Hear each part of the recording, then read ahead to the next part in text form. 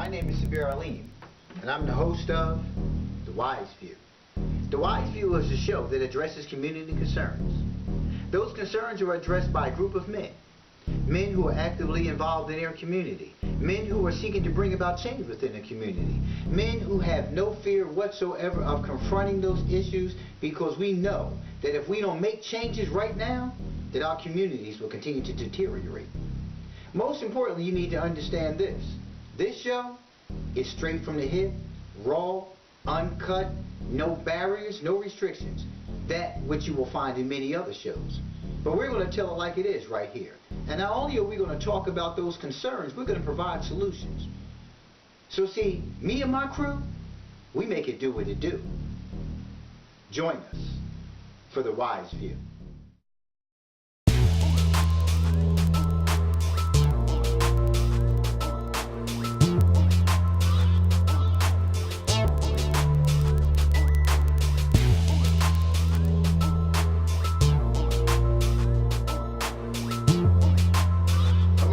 I'm a little disappointed because I think as neighbors, we should all care about our community and where we live. You know, if we looking out for each other, then we making it better for each other. That is a reflection of what we lack to give those young people to make them better human beings. Now the problem is that we don't want to accept that. But black people have been lulled to sleep to believe that you'll get yours once you're dead. So our emphasis is on spirituality, our emphasis is on religion, our emphasis is on getting right with our Creator, while here on earth now, we are suffering.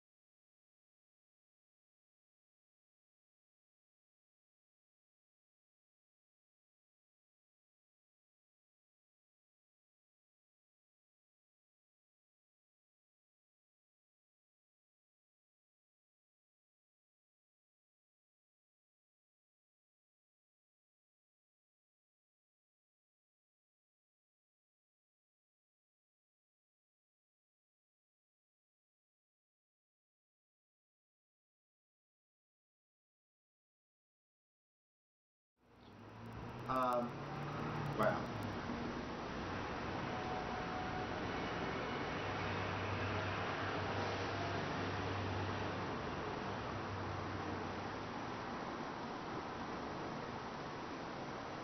I don't know if any of you have ever seen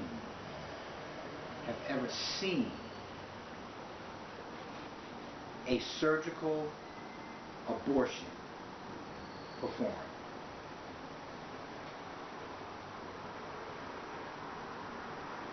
I'm not even talking about at this time those who have had the procedure, be it a surgical or non-surgical procedure.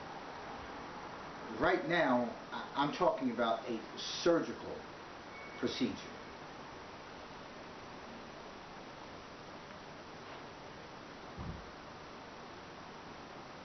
Never in my life have I seen something so horrific. Never. And I've seen many things. But to sit here and watch someone take a piece of metal, we're not even talking about the clamps and all those things that go into place to open the woman up, but when someone takes a piece of metal that looks very much like a wrench used for a car with the open end in the circle and just drives it back and forth inside of the woman's womb and begins to pull out body parts. I mean, listen, these are formed parts of a human being. To see them pull out a leg from the knee down with a foot attached to it. To see an arm, part of it, an upper torso, to see them just ripping these things from out of the woman's womb. This is a human being. This is a human being. I want you to imagine, if you can, somebody tying a rope to each one of your feet, to each one of your hands, to a car, and then just pulling away. Because that's what that looks like. All you're seeing is body parts coming out of the woman's vagina that are being ripped from her womb. I mean, feet, little hands, man. Little tiny hands, little tiny feet. Never in my life have I seen something so horrific. I need a minute.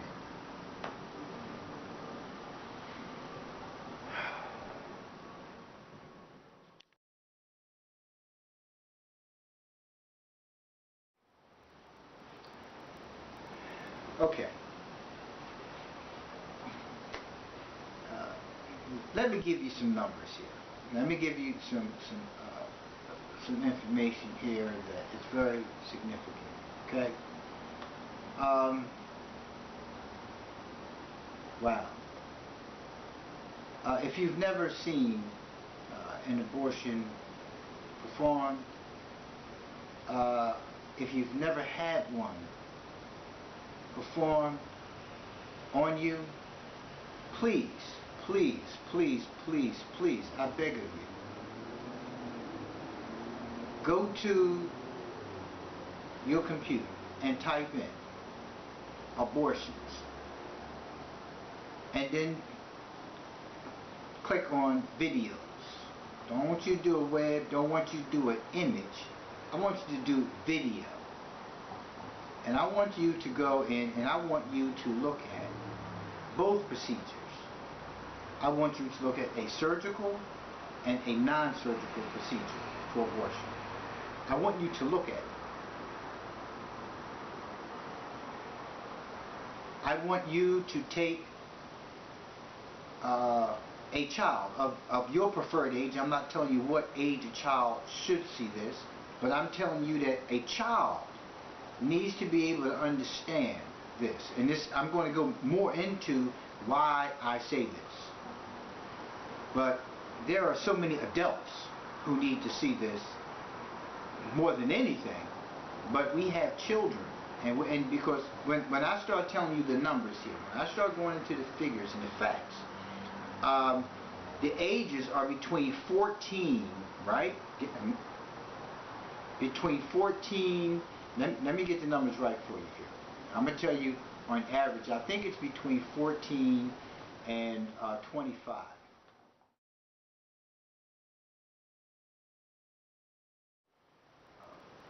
The Guttmacher Institute seems to be the go-to source when it comes to getting documentation, statistics on abortion rates.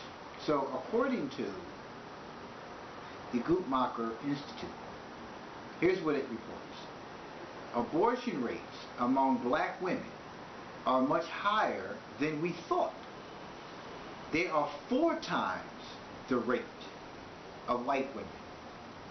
Now, prior to this report by the Guttmacher Institute, the CDC and a couple of other unknowns reported a rate of 3 times.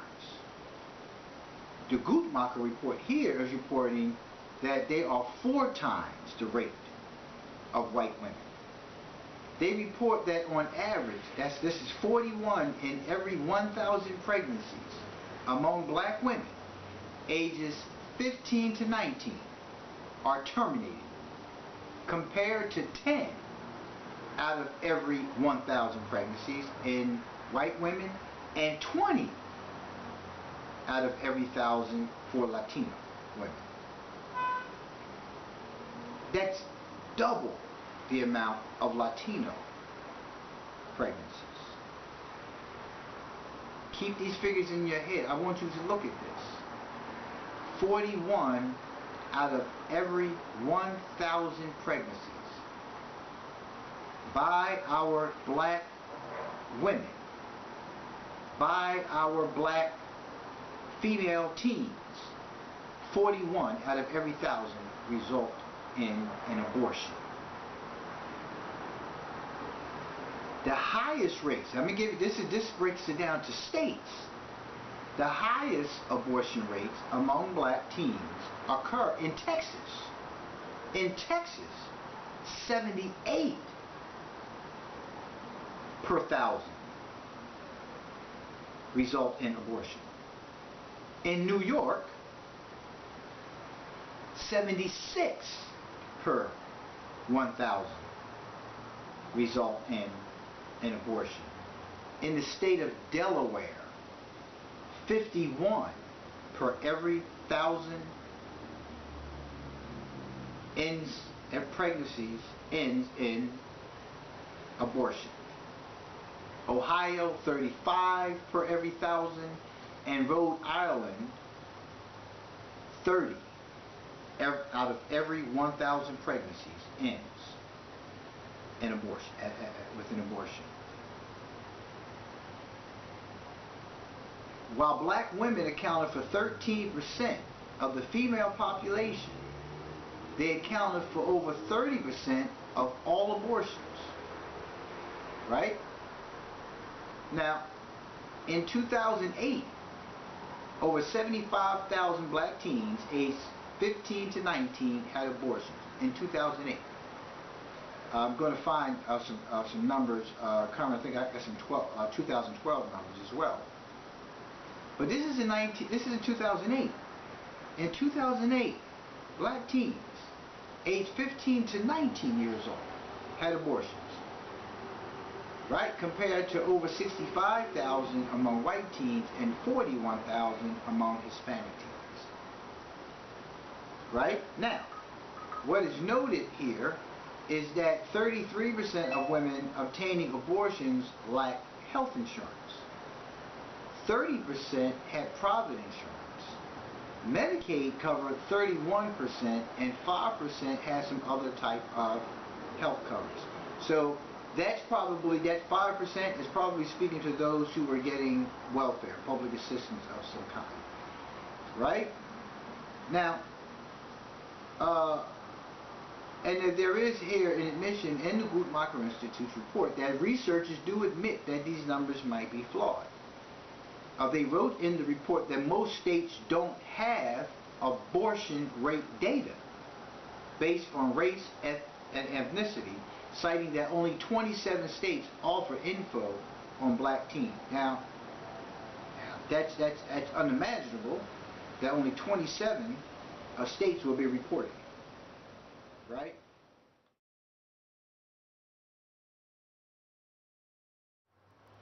Now, let's do this. Let's the hell with numbers. Okay. This is some real heavy stuff. And see, and I just found this out today. So my recording session today was going to be on something totally different. Right? But I was sitting here, and during the course of Ramadan for me, you know, I didn't do too well with the abstaining of food and drink, but I did exceptionally well in terms of soul searching and realigning myself with the will of God. And I'm not telling you I didn't turn into some holy roller or anything like that, but I have taken on a different perspective of life and how I'm going to do business in life with people. And how I'm going to, conduct myself in life. Because, I felt it coming. I'll be 54 next month. God will. I'll be 54 years old next month. I have over 20 years having abstained from drugs, alcohol, and a lifestyle of criminality. Over 20 years. So there should always be changes going on. One of the things that came up today when I was watching one of my videos, because I'm watching a lot of videos on Marcus Garvey and a host of other folks who are very significant to the civil rights movement, what civil rights was all about, what Zionism is all about, and I realized, that it's so much that we don't know. That we don't know. A lot of us walking around here, we're professing to know a whole lot about life, but I'm finding over the last month, I didn't know a damn thing. But one of the things that I never knew that we won't hear about, the CDC doesn't report this fact. When we look at the #1 cause of death amongst African American, black, Negro, whatever you want to call yourself, when you look at the #1 cause of death, it is not what any of us think it is. And I'm saying that with confidence. None of us would think of this one thing that is the #1 cause of death among us. You know what that is? And this is not according to the CDC. This is according to facts. Abortion. Every 2 seconds, an abortion is taking place. Every 2 seconds. So that means out of 60 seconds, there have been 30 abortions. Just as we're sitting here right now, snap your fingers. Every 2 seconds, there is an abortion taking place. And we don't see anything wrong with that. But most significantly to all of this is the CDC doesn't even note it as being in the top 10. In the top 10.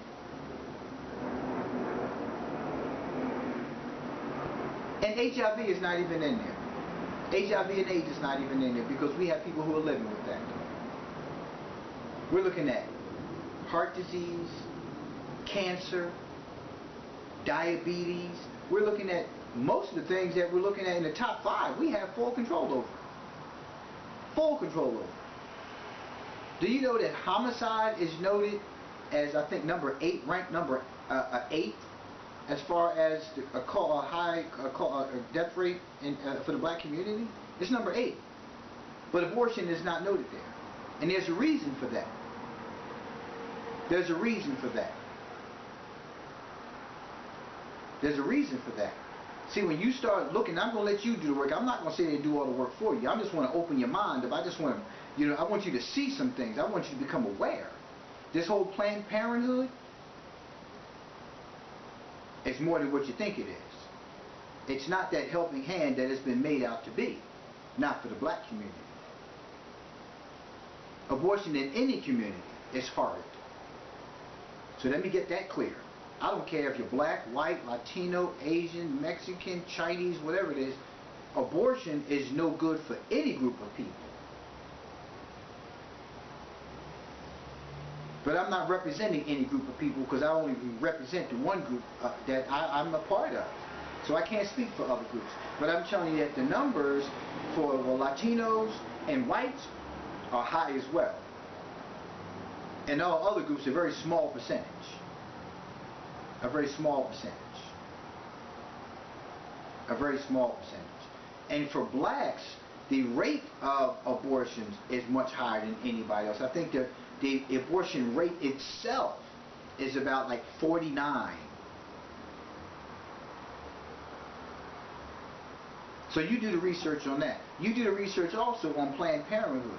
And you start learning some things about why Planned Parenthood was put in place, right? Because you had all this information about where HIV came from, you know, how that originated, how we became research monkeys for that. You need to do some research on what Planned Parenthood really represents. You really need to look around our communities and see that Planned Parenthood is strategically placed in poor and impoverished communities for a reason.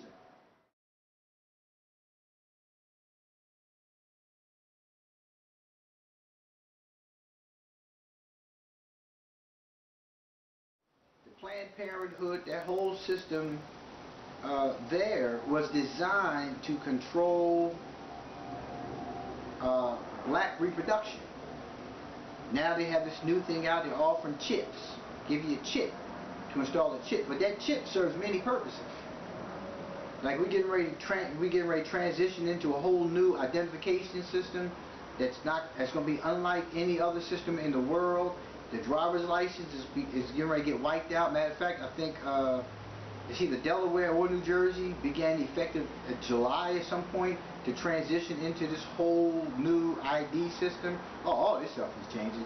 So this chip that you're talking about putting in for pregnancy, they already had the morning after drink pill, all that stuff. All these things are in place because we have clearly demonstrated, and you can say what you want, numbers don't lie.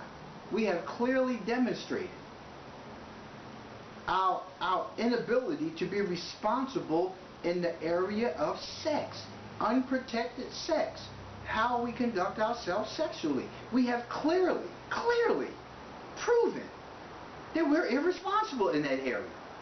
And I'm not just talking about in the area of abortions, because when you look at the rate of abortions with black females, right? And I know some take the term female to heart, and I'm saying, because I can't keep saying teens and women, black females, because the teens are at a higher rate, but there are still grown women that are over 21 who are still doing the same thing. Because the two women that I can bring to mind I was a part of their life, who chose to have abortions, didn't have a damn discussion with me when they had those abortions. One wasn't even going to tell me. I had to kind of badger her because of an attitude that she was walking around with that I didn't understand. But the sadder part is not only did both of them have abortions, and they never sat down and consulted with me and asked me what I thought, if I even gave a damn about any of it, but both of them were even willing to continue on in a relationship with me. There's something wrong with that picture. There's something wrong with that picture. How do you take a life all on the heels of you can't fathom life with me? And this applies across the board to any other woman. How do you come to that conclusion that you don't want to have a child with that person, but yet still you stay in the relationship with them? That's sick.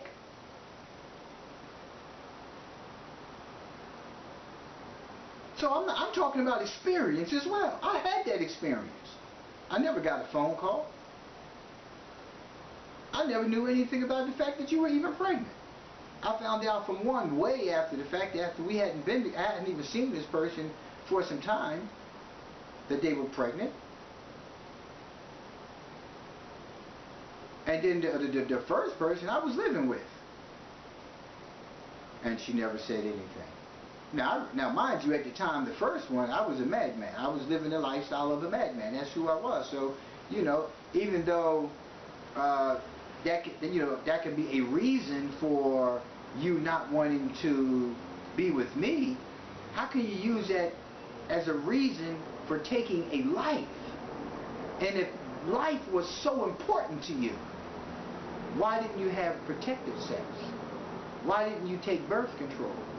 Why didn't you ensure that if we were going to be sexually active, that I wore a condom? Yes, that responsibility is on both. We'll get to that. We'll get to that. Because men ain't going to be let off the hook either. Right now, I'm talking to the females. Because all too often, we're left out of the loop in you making that decision. And for those of us who you do include in the loop, who do convince you, nah, we ain't ready, no, we shouldn't have so on and so forth, well, it's still on you. Because again, it still falls back to the mere fact that you had unprotected sex with the person who you only wanted to have sex with. You really didn't want to have a life with them. You really didn't have a plan on the white picket fence, the house on the hill, the dog, and all those other great, wonderful things that go along with family life. You didn't want that. You didn't want that. And instead of you being, at this point, woman enough, because once you become a parent, you have to come into womanhood almost immediately, because now you have to take care of a child. And that should be an adult responsibility, not a child responsibility. So once you come into womanhood, because once you get pregnant, everything changes within you. So once you come into that, how do you come into that?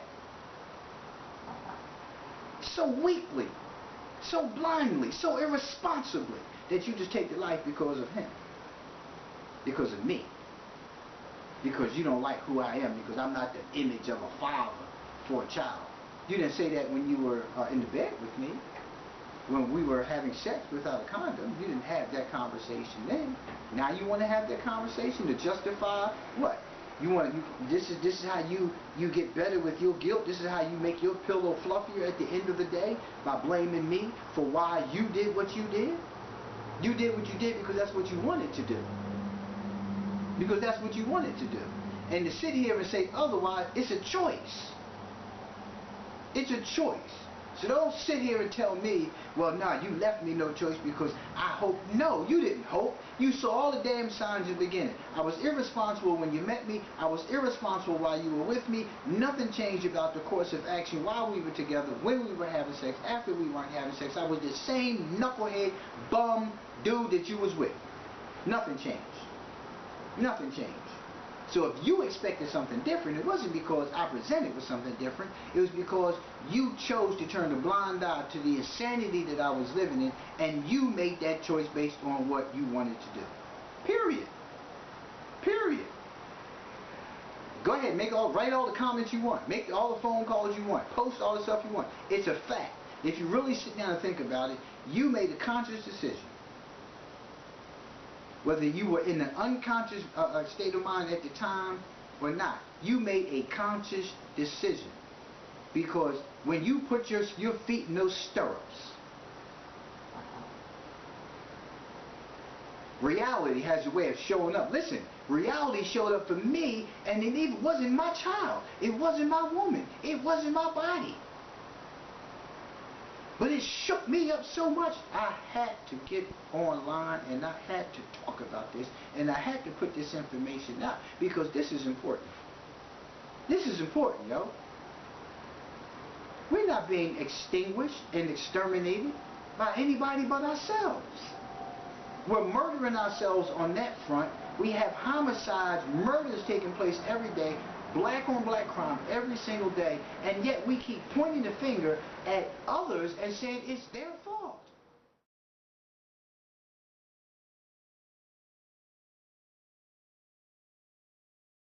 When we look at the rate of abortions, we need to also look at parental absenteeism, because the very attitude that exists with an individual who's so nonchalantly, who's so just like easily trash a life of a child that's inside of themselves. Right? That's the same thing that happens outside when the children are born. You're throwing away their lives when you make a conscious decision to not be involved with the father. You're throwing away their lives. It's not your life. It's not even about your life anymore, because in most cases the relationship is over when it gets to that point. So you're trashing the life of a child because of you, because of an unmanaged egg, because you have not grown up, because you have not gotten out of the mindset of you want things the way you want them, and if they're not your way, you're going to take your toys and go home. And that's what you're doing when you get mad at another person because they're not being who you want them to be, because they're not being with you, because they made a choice to move on with their lives. It has nothing to do with the child. Nothing. Nothing. Nothing. And you make everything about you about the child. That's what you do. So you cut the father off because you're pissed with the father. So you stop allowing the father to see, you know, his child. And that makes sense to you. That makes sense to you. Really. That makes sense to you. I'm pissed with him, he's with her, I'm not letting him see his child. Shouldn't that be the decision of the child? So until the child is able to take and make that decision on their own, should that father not still be permitted to see his child? Should he still not be able to come and be with his child? Where's the rationale there? I don't understand it. So some will say, because you know what? Let me go here for a minute. Because you know, I'm a avid fan of the movie 8 Mile, and there's one particular part which was the best part. Eminem realized when he went in to make that last challenge that the whole success of his challenger rode on his own life. So let me give you this. I had a child out of wedlock. Not proud of it. Not one iota am I. But there are things that transpire between me and her mother that she will never hear from me, because that's her mother's responsibility to tell her.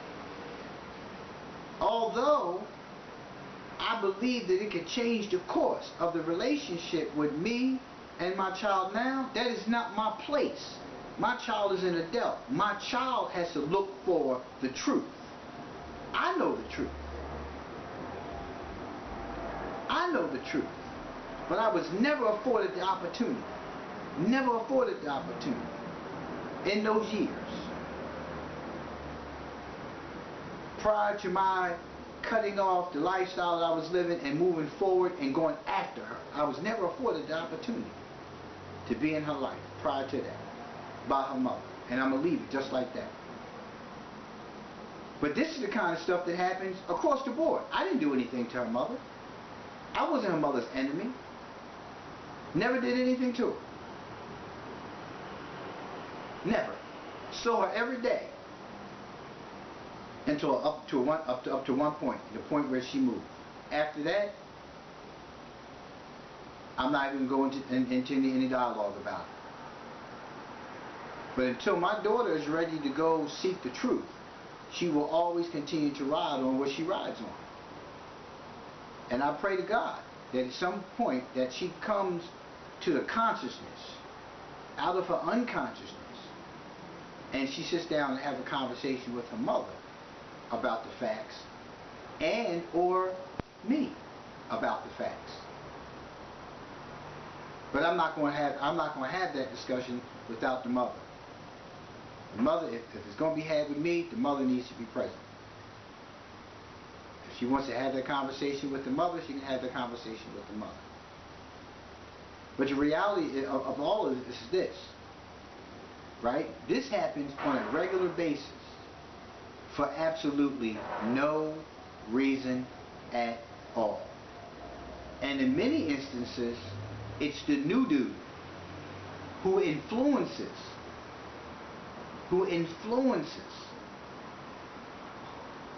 the mother's decision of allowing the father to be actively involved in the life of his child. And my daughter was young. She was months young. And that's a very easily influenced situation. When you have older ones, it's a little more complicated because they have a say and they can take things to a different level. When they're young, like mine was, the influence can keep things right where they are and shape and mold that person into how you want things to be, and that's the way they work. But how dare you allow an individual, a man, to influence your decision as to whether the father of the child is actively involved in the child's life? How do you do that? How do you do that? What the hell does he have to do with anything? That has nothing to do with the child. Nothing. How do you take the father's rights away from him like that because of a situation you're in? And in most cases, truth be told, Dude ain't even nowhere around after about a couple of years because that's not what you wanted anyway. He wanted nothing but a jump off. We easy to be, men, we're easy to be jump offs. That's that, and we don't want to say that. We don't want to say that. We think she's the jump off. We're actually the jump offs. Let's call it what it is, man. We're so damn gullible, so damn vulnerable, and so oftentimes, you know, just to jump in between a pair of thighs, just to jump between, you know, a huge behind or some big boobs, and we're ready to just jump in and thinking we got it going on now, you know, thinking we got game. Well, we got gamed. That's what we get. We get gamed. Woman makes a choice as to whether she's gonna get with you or not. There ain't no smooth, suave talking, or the dollars in your pocket, or the car that you drive. She made a conscious decision. So you got gamed. We got gamed together. Let's call it what it is, right? Because we're so busy thinking with our dicks and not with our brains, and not being educated on what it is that we need to be doing and acting responsibly. But I'll get back to us in a minute.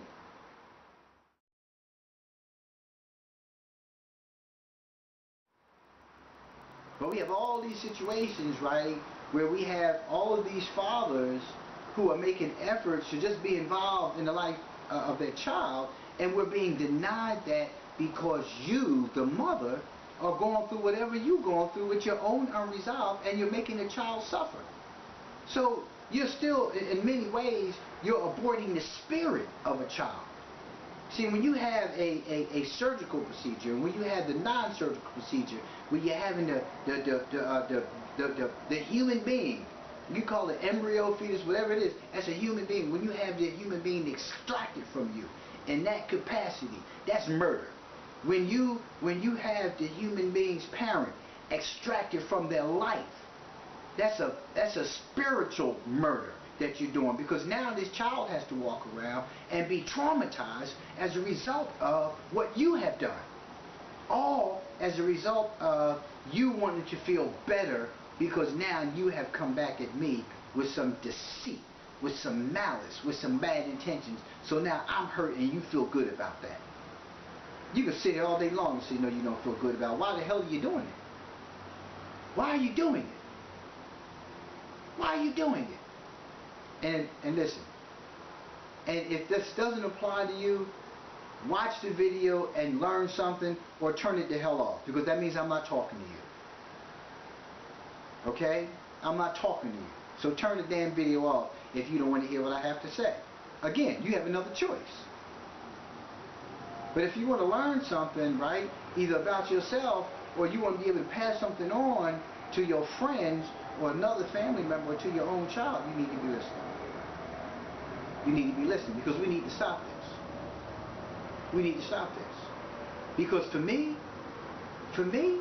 parental separation should be number 2 on the CDC's list for one of the causes of death among blacks. Abortion and parental separation. Because those two things are so significant to our society, to forward progress for us as a people. So important. So important. We're getting smaller as opposed to growing like we should. It's already been predetermined that we grow on the average 8,000 a year, and with a certain amount of years it'll be this, and a certain amount of years it'll be that.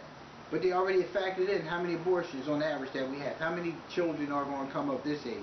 Well, when females turn 15 in the black community, between 15 and 19, we can expect for them to get pregnant. When they get pregnant, how many? 41 out of every 1,000 of them are going to have an abortion. So it's already factored in. It's already being controlled. Okay, so now we know this is the number, so now we're going to use Planned Parenthood, and we're going to offer them birth control, so we're going to slow that number down even more. Now we're going to offer them chips, so we're going to slow that number down even more. We're going to put cocaine into their communities. Now we're going to actually increase that number, because then you begin to have irresponsible sex. But because you're living irresponsibly, because you're drug addicted, the likelihood that you're going to get an abortion is very high, because it's just irresponsible. You're pregnant by somebody who you just rolled up with in the street. So that changes it. So let me give you more drugs. Let me put more stop and goes in your communities. Let me sell more beer. let me legalize this, let me legalize that, let's do all these things, because that's all the things that we succumb to. All the things that we succumb to. 20 plus years of life without drugs and alcohol has been a great, wonderful thing to me.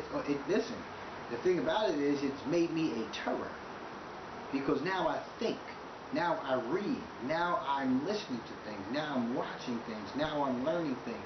I therefore become a threat. When we are in a subdued condition, we don't think right. Therefore, it makes everything okay.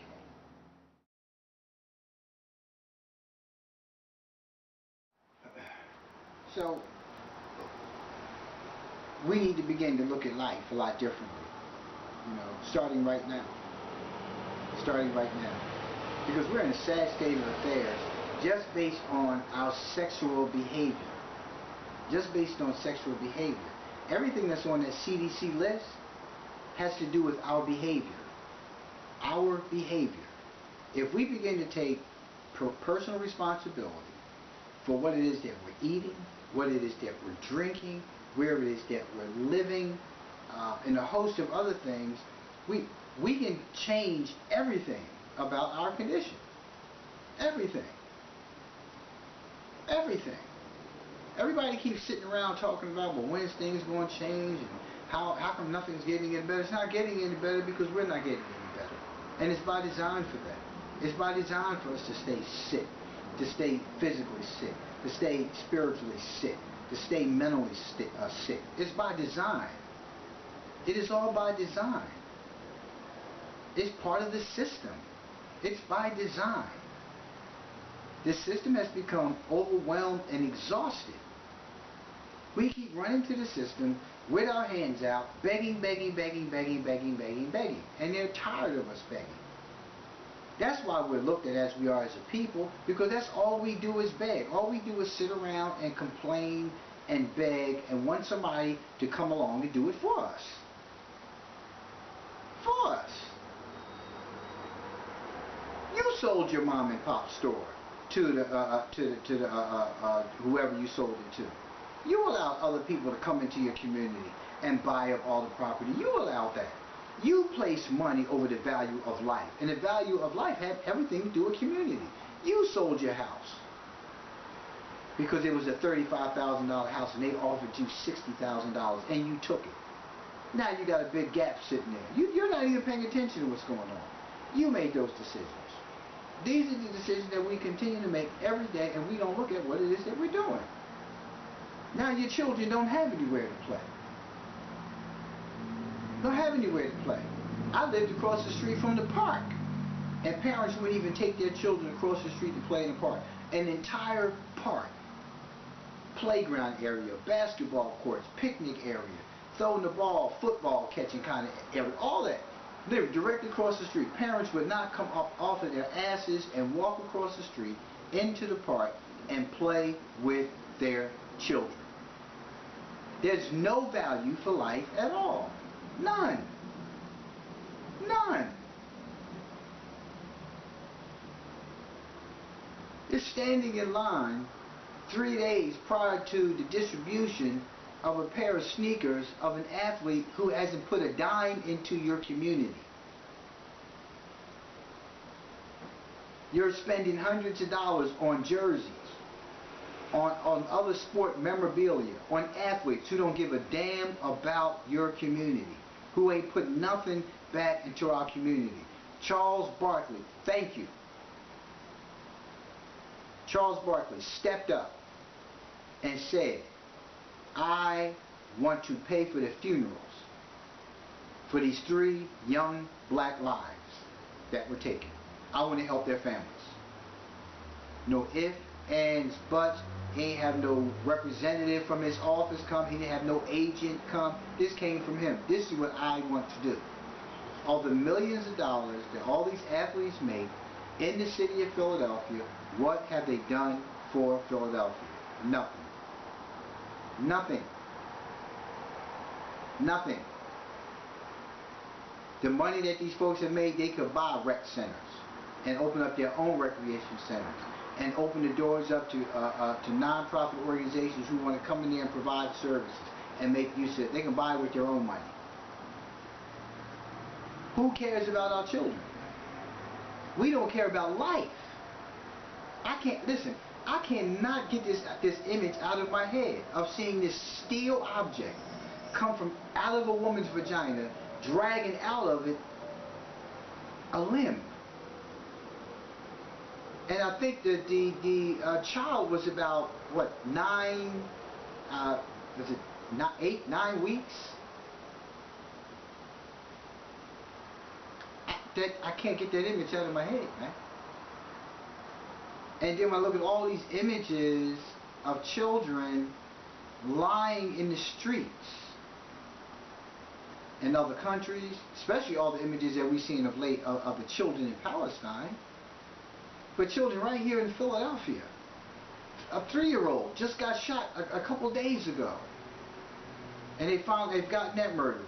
But every day I'm hearing about another child shot, a child being beaten to death by a father because the father wanted to make sure that she hated men. What kind of sick stuff is going on here? Every day we're watching the news. Children are being abandoned. People are selling their children, people. They're selling their children into slavery. In 2014, man, come on. In 2014. What world are we living in? People are selling their children.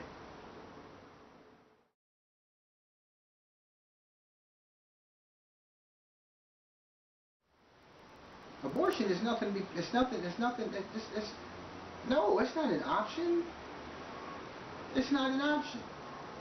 I can take you to sites where women who have been raped have gone on and carried the child to term, and the child raised the child as though it was their own. Because it is their own. Because it's a life. And I'm not saying everybody makes that decision. I'm just telling you there are women who have done it. There are women who have done it. And here you're laying up with somebody who you profess some level of caringness and love for, but not enough for you to talk, not only talk to him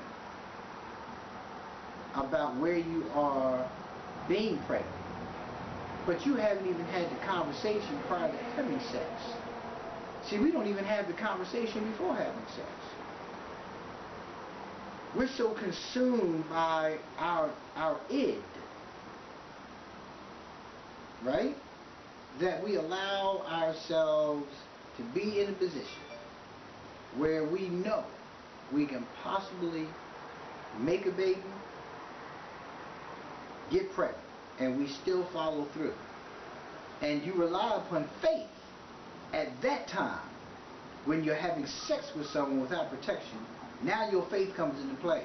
Please don't let me get pregnant. Please don't let him have no disease. Please don't let her give me nothing. Right? And chlamydia is something that's high on the charts among black teens especially, but with black women. Chlamydia is very high on the list. Look it up. Ain't something I'm making up. Look it up. Look it up. Don't argue with me. Go online. Look at the facts. But you didn't even have that conversation before having sex. You didn't even have that conversation. Didn't matter. But you rely upon faith then. But you wouldn't rely upon faith when it comes to you waiting for the right partner that you can have that discussion with, that you can have that family with. Faith didn't come into play at that time. No faith then. None at all. Faith only came into play, God, don't let me get her pregnant. God, don't let this thing break. Because I don't want no babies. Yo, girl, you take that pill? Make sure you take that pill. And you're not even looking at that.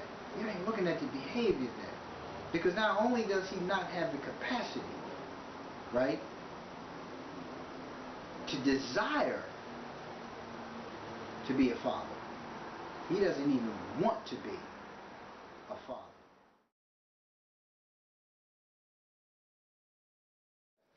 Brothers, brothers, brothers. Let's talk. Because we running around here slinging dick all over the place, squirting seed all over the place, and every Mary, Jane, Sue, Rakita, Rahima, Jane, don't even matter for some of us. Just squirting seed everywhere. Life. That's life coming at you. You don't even have the value of that. You're not even thinking about what's coming out of you. It's life. It's life. You so irresponsible with it that you pull out and squirt it on the stomach so you don't make it come. I'm gonna pull out my timing. But that's life. It's life in that semen.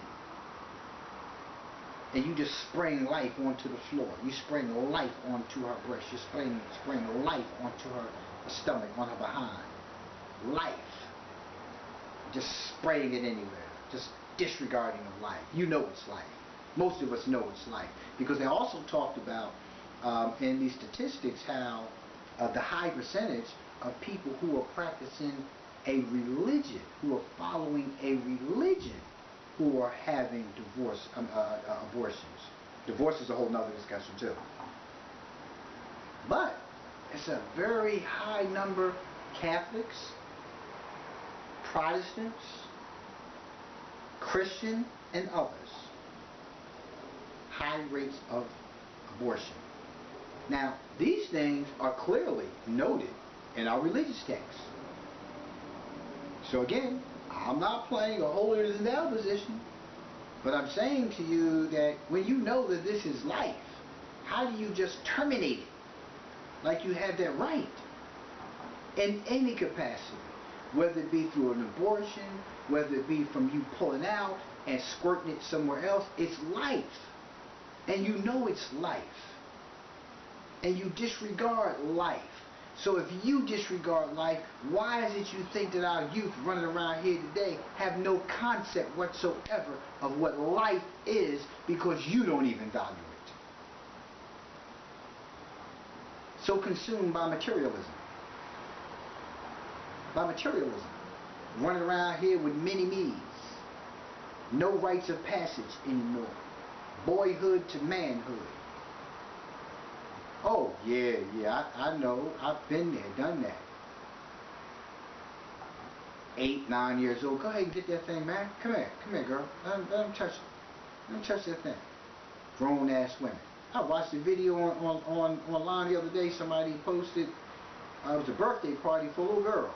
She had her little princess thing on, she was dancing, and they were all twerking. And there were adults right there filming it. And the adults were encouraging them to get up on the booty. One little girl looked like she was about maybe 9. Hands up on the wall, just a twerking little boy, and he was on it. He was in the corner, he was on it. He was like, I ain't playing. This ain't no dance. I'm trying to jump in that thing. And you can see the dynamics between the two of them. How like, yo, this is, and he letting us do this? While the other younger ones, they were just playing and yes, dancing. But they were doing through all the motions, and adults are filming this. Adults are watching it. Adults are watching it. Adults are watching it. Videotaping it. Posting it online. And you're wondering why our youth act the way they do? And this was at a Latino birthday party. I heard the language, I looked at who was there, but you can hear it speaking Spanish. Man was speaking Spanish. And then there was even a point in there where 2 adults even came into the picture and was dancing and encouraging them to push together. Had told the girl turn around. One woman there, she was probably maybe in her early 20s, was actually dancing with a little boy who looked like he was maybe about 6, and she was humping on it, and turned around on him and putting his hands on her. And I'm sitting there saying to myself, wow, there's something wrong here. There's something wrong here. There's seriously something wrong here. Right? See, one of the things that happens is this. I was physically absent from the life of one of my daughters. And I prayed one day that, you know, she makes a decision to come into consciousness and wants to sit down and talk. It's been 20 years, and I've done everything possible that I can. I've been cussed out. I've been put on blast on Facebook. I've had all kind of things said about me. Listen, I've been there for 20 years, right? I pray to God one day that, you know, that changes. It's up to her. You know, at this point, I teach fathers to be available. That applies for me too. You know, there are just some things that you have to leave in God's hands. After 20 years, listen, it's all in God's hands now. I can't continue to be in a position of being disrespected like that. We have to set boundaries with our children.